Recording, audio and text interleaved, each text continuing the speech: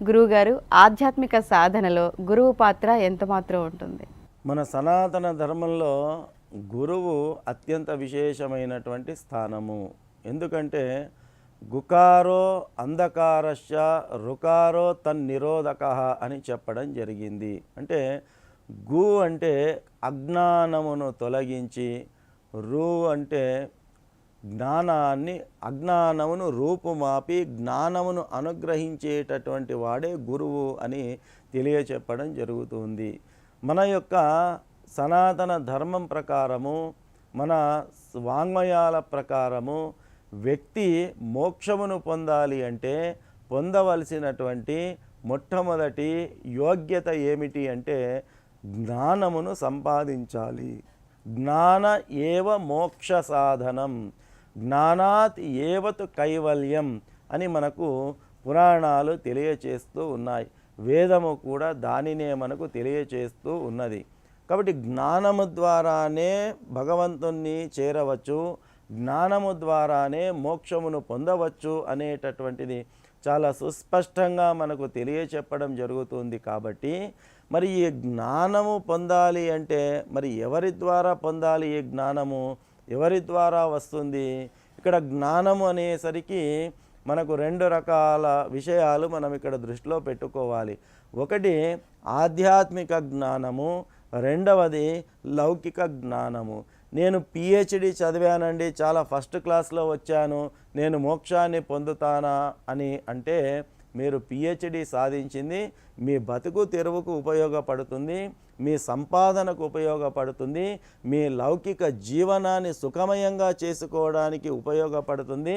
అంతేకాని పారమార్థిక జీవనానికి మాత్రం అది ఏమాత్రం ఉపయోగపడేటటువంటిది కాదు.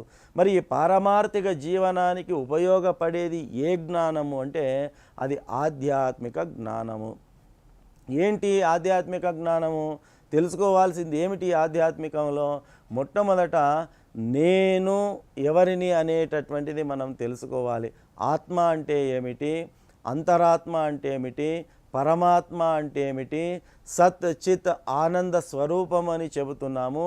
ఇందులో సత్ అంటే ఏమిటి, చిత్ అంటే ఏమిటి, ఆనందం అంటే ఏమిటి, కర్మ అంటే ఏమిటి, అకర్మ అంటే ఏమిటి, ఆత్మ అంటే ఏమిటి, అనాత్మ అంటే ఏమిటి, నేను ఎవరిని, నేను ఎక్కడి నుంచి వచ్చాను, మళ్ళీ నేను ఎక్కడికి వెళతాను, నేను వచ్చినటువంటి ఉద్దేశ్యం ఏమిటి, పరమాత్ముడు నన్ను ఎందుకు ఈ భూమిపైకి పంపించాడు, ఈ మానవ శరీరాన్ని నేను ఎందుకు దాల్చాను, ఈ మానవ శరీరాన్ని దాల్చినటువంటి వాళ్ళ యొక్క విధి విధానాలు ఏంటి, వాళ్ళు చేయవలసినటువంటి పనులు ఏమిటి, పరమాత్ముని తెలుసుకోవడము, ఇవి ఆధ్యాత్మిక జ్ఞానానికి సంబంధించినటువంటి విషయాలు. ఈ ఆధ్యాత్మిక జ్ఞానము మనము పొందాలి అంటే అది కేవలము ఎప్పుడు సాధ్యపడుతుంది అంటే గురువును ఆశ్రయించినప్పుడు మాత్రమే, గురువు ముఖతః ఈ విషయాలను మనం తెలుసుకున్నప్పుడు మాత్రమే అది మనకు సాధ్యపడుతుంది. గురువు యొక్క స్థానము అంతటి విశేషమైనటువంటిది. కాబట్టి జీవితంలో ఖచ్చితంగా గురువు అనేటటువంటి వాళ్ళు ఉండి తీరాల్సిందే. అంటే అంతటి ప్రాధాన్యత ఉందా గురువుకు అంటే నిస్సందేహంగా ఉన్నది. ఎందుకొరకు అంటే మనము రాముణ్ణి పరమాత్మునిగా పూజిస్తూ ఉంటాం కదా. రామాయ రామభద్రాయ రామచంద్రాయ వేదసే రఘునాథాయ నాథాయ సీతాయ పతయే నమః అని చెప్పి మనము రాముల వారిని మనము పరమాత్ముడిగా మనం పూజిస్తూ ఉన్నాం. మరి మనం ఏ రాముణ్ణి దేవునిగా కొలుస్తున్నామో ఆ రాముడు కూడా గురువును ఏర్పాటు చేసుకోలేదా? చేసుకున్నాడు. ఎవరిని? విశ్వామిత్రులను, వశిష్ఠులను, వశిష్ఠ మహర్షులను తమ గురువుగా వారు ఏర్పాటు చేసుకున్నారు. విశ్వామిత్ర వశిష్ఠ గురువుల యొక్క మార్గదర్శనంలో వారు ముందుకు వెళ్ళడం జరిగింది.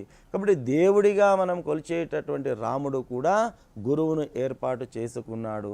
మరి శ్రీకృష్ణుని మనం అందరము కూడా పరమాత్మునిగా కొలుస్తాము. అలాంటి శ్రీకృష్ణ పరమాత్ముడు కూడా తమ జీవితంలో గురువును ఏర్పాటు చేసుకున్నారు. ఎవరా గురువు? సాందీపని మహర్షి. సాందీపని మహర్షి శ్రీకృష్ణుడి యొక్క గురువు. మరి మనం భగవంతునిగా పూజించేటటువంటి సాక్షాత్ శ్రీకృష్ణ పరమాత్ముడు కూడా గురువుని ఏర్పాటు చేసుకున్నాడు.